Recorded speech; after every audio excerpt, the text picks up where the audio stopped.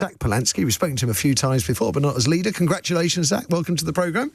Thank you so much, Matthew. Thanks always for having me on. And I reckon it's you that won it for me. So OK, now, let's... there's an awful lot I want to ask you. And I suppose the populist bit is the one that I'm most intrigued by, because populism is the sort of buzzword politically at the moment. It tends to be associated with the right. How are you going to do it on the sort of socially progressive left? Yeah, so it's associated with the right, but the right absolutely aren't populists. In the same way, they're not patriots. Patriots don't hate people in their country. Patriots love their country and love their community. Populism just means for 99%, whether that's working class people, people who own a small business, for self-employed, people who are out of work, we all have so much more in common than the super, super rich. Now, I'm not just talking about people running a business or making, a fair bit of cash. I'm talking about people who have unimaginable wealth, people who are earning more money while they sleep than the rest of us who are working really, really hard. Now, that's not to say that's a problem that they're doing that. The problem is the wealth is not being shared. Just like power, that should be shared among the population.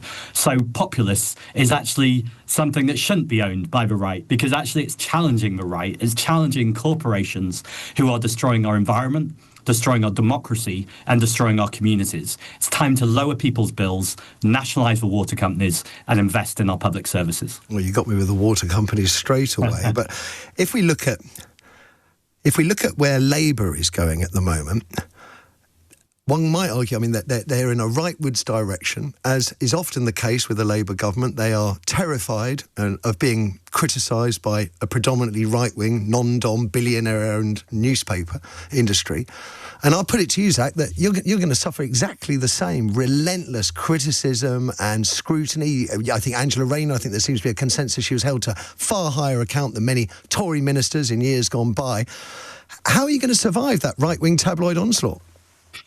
First of all, I don't care about the onslaught. I'm there to represent people in this country, and actually I think people can see through it. But I appreciate the opportunity, because Quentin Letts in the Daily Mail wrote an article about me yesterday calling me Hannibal Lecter. Now, let's be clear, I'm a Jewish man. I'm one of 5 Jewish people to lead a British political party in the last 100 years. To compare me to a cannibal is pretty problematic from the Daily Mail, a paper that has a history of literally supporting the Nazis. But more widely than personal criticism, which I think is uncalled for in politics, I'm pleased that the right-wing rags are coming for me. In the same way that I'm pleased the Labour government came for me. Keir Starmer had a little rant about me in the dispatch box, despite the fact I'm not even in the House of Commons, so I wasn't able to reply to him directly. And the reason why they're attacking me and trying to discredit me is because I want to challenge multimillionaires and billionaires. I want to challenge wealth and power in this country, and I only have 2 vested interests. It's protecting people and protecting the planet. Who are you the biggest? The super wealthy. Who are you the biggest threat to, Zach? Labour or Reform? I would say Labour at the moment, because they're the government, and ultimately they are a government in chaos. They're shifting around the deck chairs. But actually, we know Keir Starmer is a man totally without principle. I can't stand Nigel Farage's politics. I think it's toxic and I think it's divisive. But you know what? At least I know what he stands for. At least I hope to have a debate with him and we can debate about ideas. But Keir Starmer, I don't think he stands for anything other than his own survival. And I don't think that's going to last that long. OK. At the moment, every day I'm told we're living in a migration crisis, and we have people standing outside hotels shouting abuse at people they've never met. I've got my own thoughts and theories about how we've arrived in this place, but how do you defuse all this hate and anger? I went to Clacton a couple of days ago on my first day. Did you see Nigel Farage there? No one has seen him for a long time. In fact, he was in America slagging off the UK, that famous patriot. And I spoke to people. I've actually put out the video on social media today on all my Zach Polanski socials to put that plug in there. But the important point here is speaking to people over and over again who did tell me that they were concerned about migration. But very quickly we got into a conversation about, do you think we should be taxing multimillionaires and billionaires? Do you think we should be protecting workers' rights? Do you think we should stop water companies polluting our waters with sewage and then charging us extra for the privilege? And you know what? I pretty much couldn't find a single person who disagreed with those things. So I think in terms of diffusing this toxic conversation about migration, we need to point out that a migrant is so much more likely to be paying money into tax into our system than they are taking out in welfare or social security. People don't want to hear it, Zach. People don't. I've done this most of my career. People don't want to hear it. And that's because we've not told powerful stories. And that's exactly why partly I went to Clacton, to be able to tell that story from people's own point of view. But actually, I don't think it's just hearing it from people. I think it's about narratives. And I think this is something Farage does get.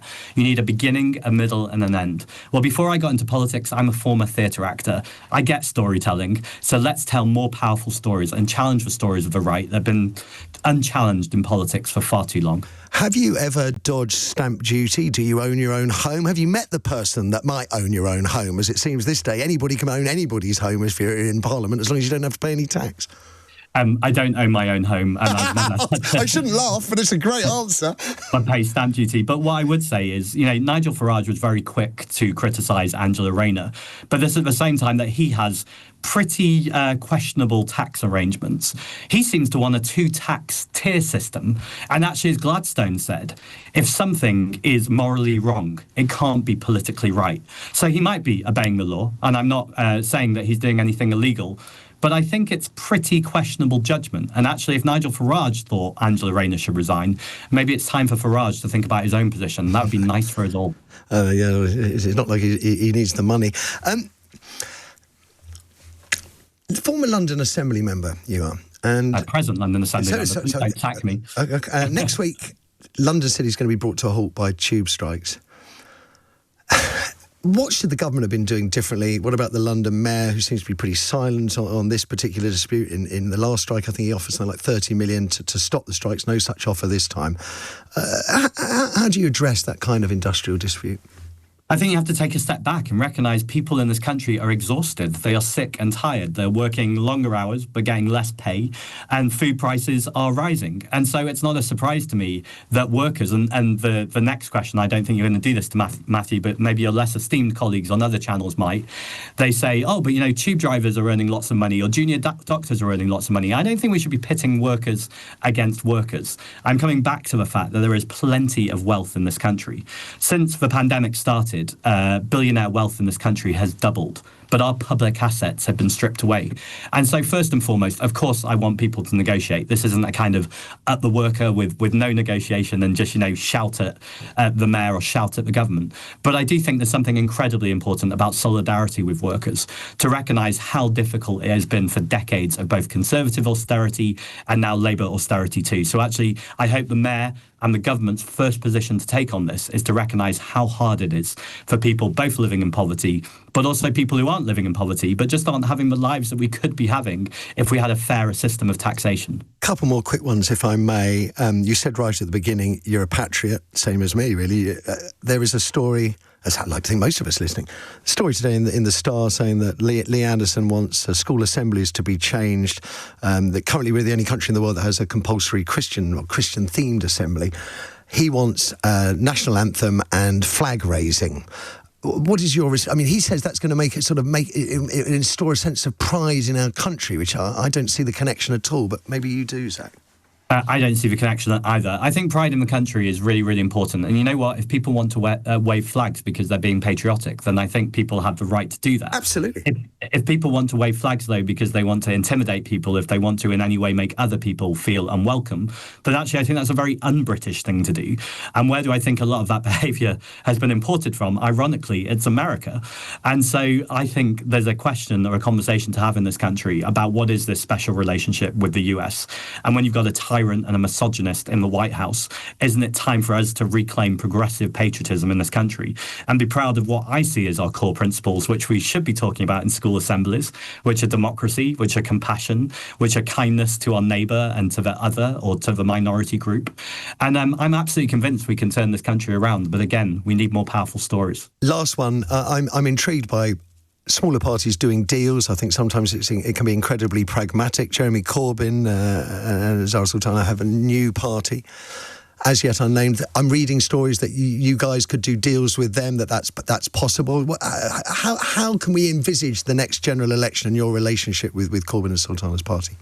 Well, the first thing that's going to sound more negative than intended, and I'll get to the positive, is they don't have a party yet. Nothing exists. And so I'm curious as to what that is, and I'll keep watching. But, I'll take your question on head on if it did exist. I like Jeremy Corbyn and Zara Sultana, and I support a lot of their policies, and I think they would say, in fact, I've heard them say the exact same thing about me. I also heard Jeremy Corbyn say we are different people, and I think that's exactly true.